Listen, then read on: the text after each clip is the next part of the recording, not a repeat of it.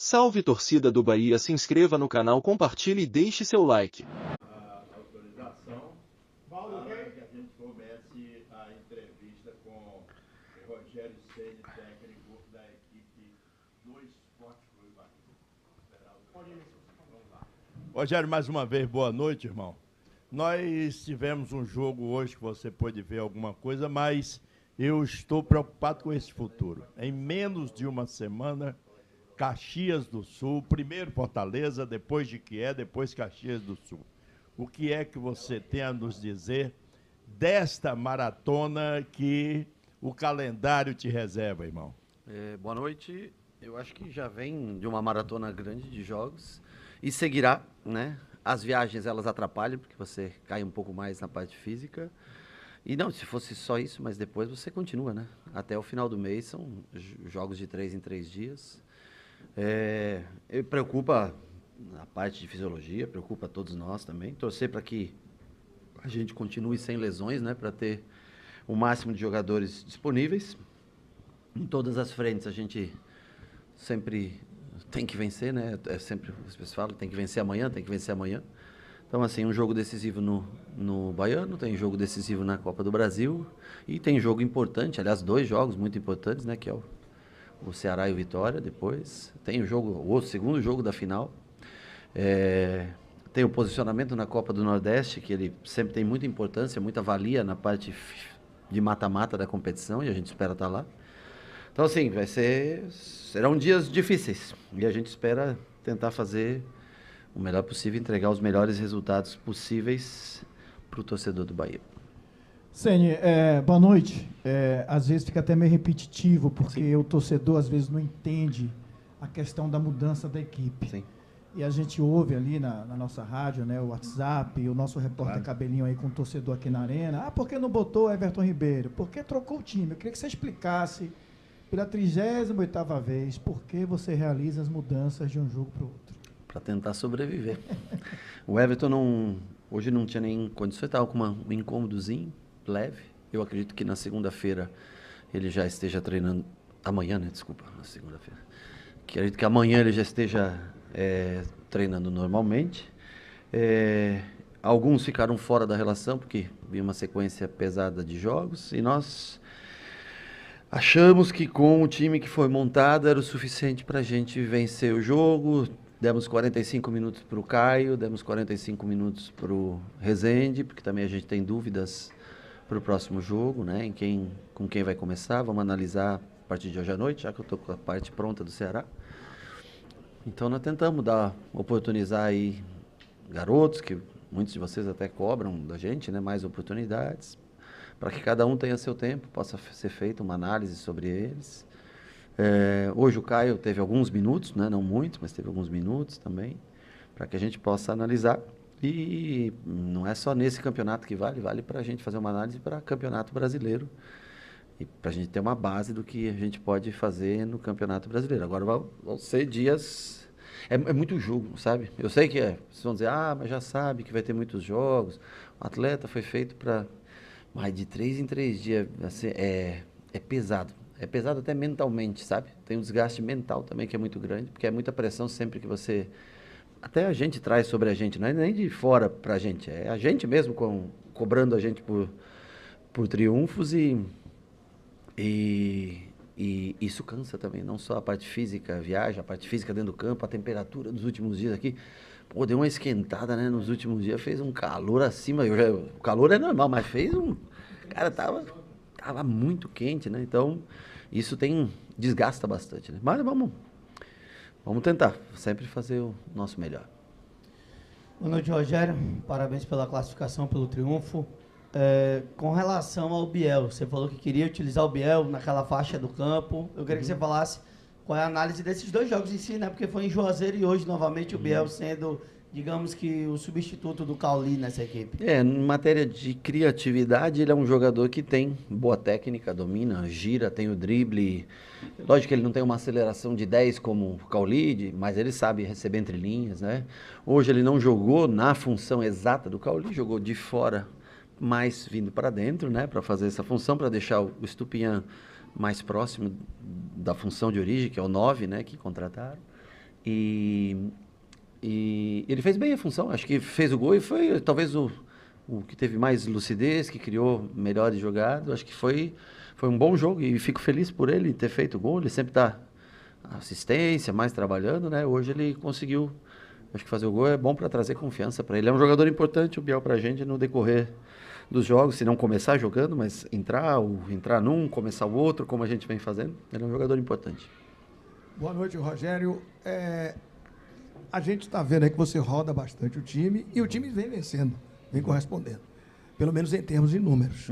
Você precisa de mais contratações para esse momento, ou seja, a parte final do Campeonato Baiano, ainda a Copa do Brasil na segunda fase e a própria Copa do Nordeste?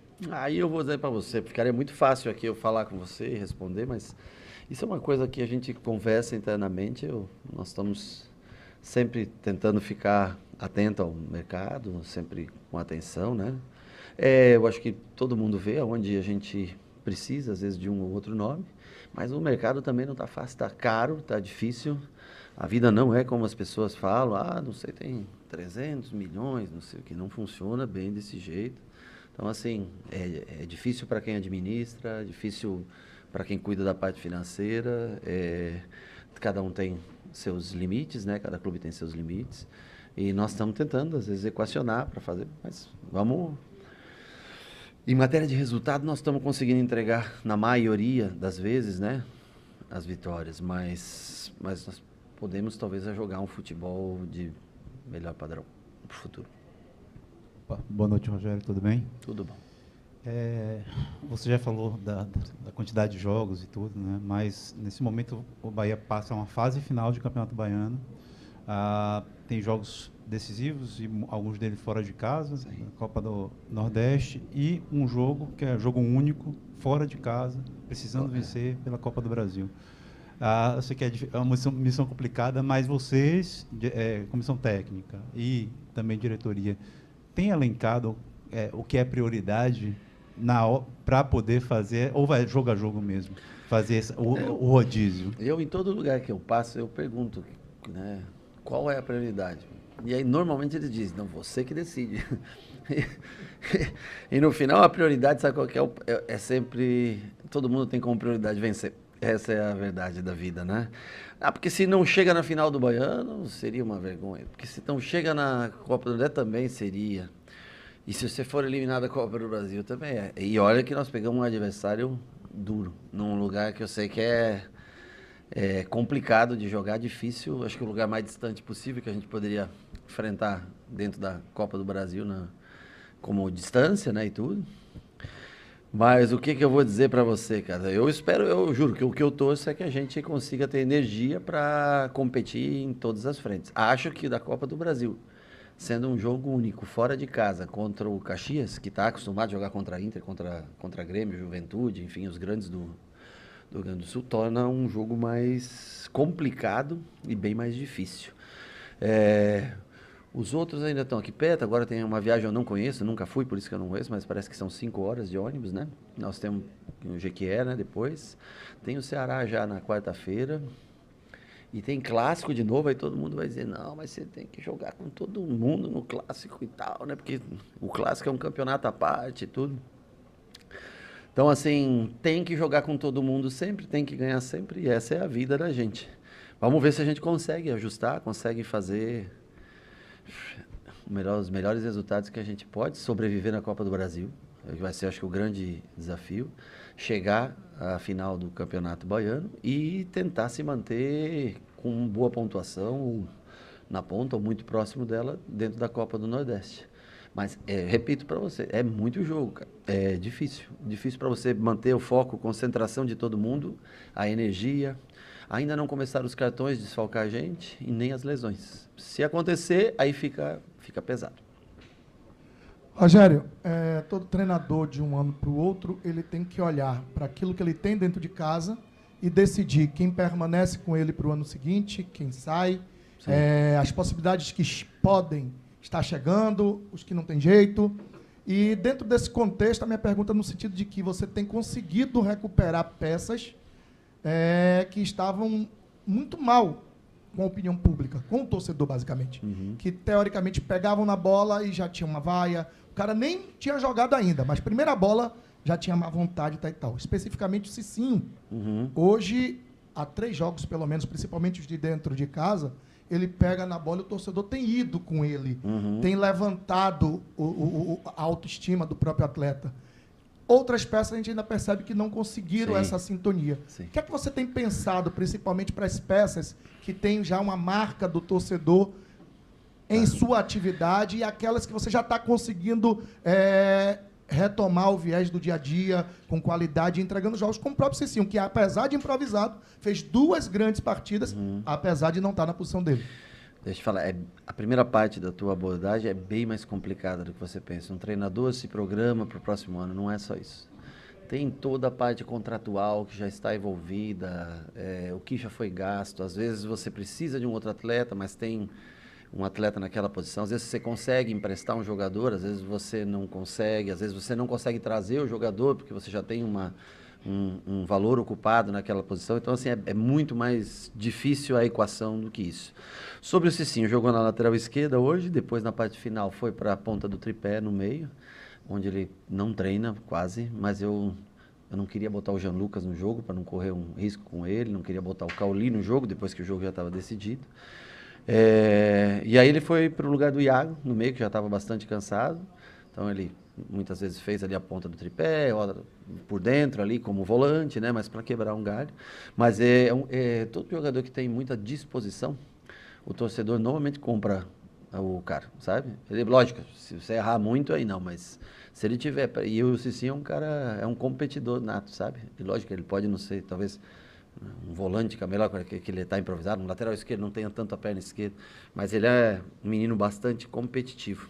Então, eu acho que o torcedor fica feliz e ele, se vê que ele tem muita vontade, vai, pega carrinho, volta, recupera, marca muito bem. Sim, tem como principal qualidade, eu acho que a recomposição, a parte física dele está muito melhor esse ano, por isso que o torcedor vem ficando feliz. E também pode ter certeza que todo time, todo grupo, tem sempre um cara que, no mínimo que sempre será escolhido para ser o da vez, que está mal, que...